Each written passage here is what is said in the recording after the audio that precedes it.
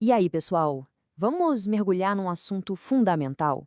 O que de fato define quem é brasileiro? A resposta para essa pergunta, que é a base de tudo, está lá detalhadinha no artigo 12 da nossa Constituição Federal. Então hoje a gente vai desvendar esse artigo juntos, ponto por ponto. Olha só nosso roteiro de hoje. Primeiro, a gente vai entender quem é considerado brasileiro. Depois, vamos explorar as duas maneiras de ter a nacionalidade, como brasileiro nato e como naturalizado. Aí, a gente parte para as diferenças cruciais entre os dois, confere as novas regras sobre a perda de nacionalidade e, no final, eu te mostro como aprofundar ainda mais nos estudos. Vamos nessa! Ok, vamos começar do começo. A nacionalidade, gente, é basicamente o elo, a ligação jurídica que conecta uma pessoa ao Brasil. É esse vínculo que estabelece direitos e deveres para todo mundo e que, no fundo, organiza a nossa vida em sociedade. A Constituição, então, para responder essa pergunta, estabelece que existem dois caminhos principais, duas espécies de nacionalidade. E entender essa primeira divisão é o segredo para dominar todo o resto do assunto. E aqui estão eles, os dois caminhos. De um lado, temos o brasileiro nato. Essa é a nacionalidade originária, sabe? A pessoa adquire simplesmente por nascer em certas condições. Na maioria das vezes, nem é uma escolha. Do outro lado, o brasileiro naturalizado, que tem uma nacionalidade que a gente chama de secundária ou derivada. É um ato de vontade, uma escolha que a pessoa faz. Mas, super importante, os dois são plenamente brasileiros, tá? O que muda é só o jeito como chegaram lá. Vamos focar agora na primeira categoria, os brasileiros natos. Como é que alguém vira brasileiro só pelo fato de nascer? Bom, para definir isso, a Constituição usa dois critérios bem famosos no mundo do direito. Esses critérios são o jus solis e o jus sanguinis. O jus solis, ou o direito do solo, é a nossa regra principal. Basicamente, nasceu em território brasileiro, é brasileiro. Simples assim. Já o jus sanguinis, ou direito de sangue, é a exceção importante. Aqui, a nacionalidade vem pela ascendência, ou seja, por ter um pai ou uma mãe que seja brasileiro. Então, combinando esses dois critérios, a nossa Constituição cria três situações principais para alguém ser considerado brasileiro nato. Vamos dar uma olhada em cada uma delas com calma. A primeira regra é a mais simples e a mais comum de todas. Nasceu no Brasil, é brasileiro nato. Ponto final. Ah, mas os pais são turistas estrangeiros. Não importa, a criança nascida aqui é brasileira.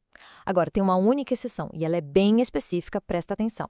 A criança não vai ser brasileira se os dois pais forem estrangeiros e, além disso, um deles estiver aqui a serviço oficial do seu país de origem, tipo um diplomata. Certo. E para quem nasce fora do Brasil? Aí as regras são baseadas no critério de sangue, o jus sanguinis. A primeira situação é automática. Se o pai ou a mãe está lá fora a serviço oficial do Brasil, o filho já é brasileiro nato desde o nascimento. Agora, se os pais não estão a serviço do Brasil, existem duas saídas. A primeira é registrar a criança numa repartição consular brasileira. A segunda é uma espécie de porta aberta para o futuro. A pessoa pode vir morar no Brasil a qualquer momento e, depois que fizer 18 anos, escolher a nacionalidade brasileira. Em todos esses casos, ela será considerada brasileira nata. Muito bem, agora que a gente já entendeu quem é brasileiro nato, vamos para a segunda grande categoria, os brasileiros naturalizados. Aqui o papo é sobre estrangeiros que, por vontade própria, resolvem se tornar cidadãos brasileiros.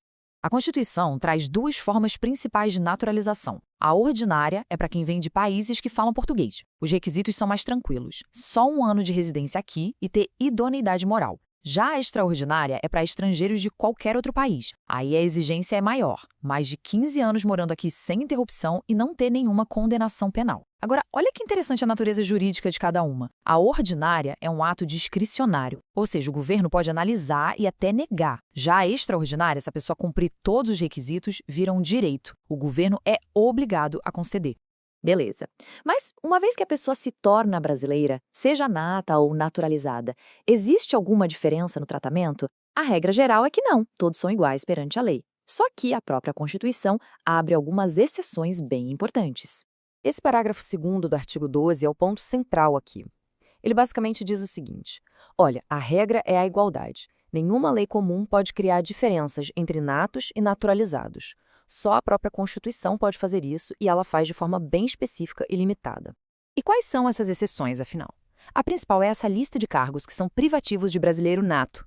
Para ajudar a memorizar, tem um macete famoso que é o mp3.com. Esses cargos, se a gente reparar bem, estão todos ligados à linha de sucessão presidencial, à segurança e à soberania do país. Por isso, a Constituição achou por bem reservá-los só para quem é brasileiro nato. E agora a gente chega no nosso último tópico, que é um dos mais atuais e que sofreu uma mudança gigante: a perda da nacionalidade. Em 2023, a Emenda Constitucional 131 mudou completamente as regras, então é fundamental entender o que está valendo agora. A resposta é sim, é possível. Mas as condições para isso acontecer ficaram muito, mas muito mais restritas. A regra nova transformou o que antes era uma possibilidade mais comum em algo bem raro. Esse quadro aqui mostra bem a virada de chave. Antes, o simples fato de um brasileiro adquirir voluntariamente outra cidadania já podia causar a perda da nacionalidade brasileira. Hoje, a Constituição abraça a ideia de múltiplas nacionalidades. Perder a nacionalidade brasileira virou a exceção da exceção e só acontece em duas situações bem específicas. Então, o ponto crucial é este.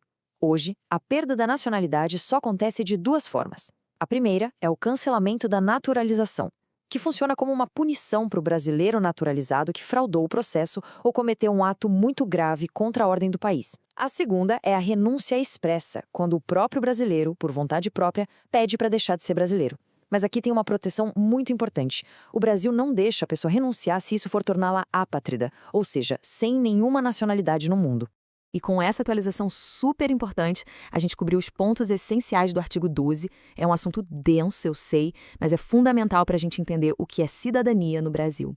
E para quem quer ir além, tem muito recurso bom por aí. Se essa nossa análise foi útil e te deixou com vontade de mergulhar de cabeça no direito constitucional, a gente criou um curso completo sobre o tema.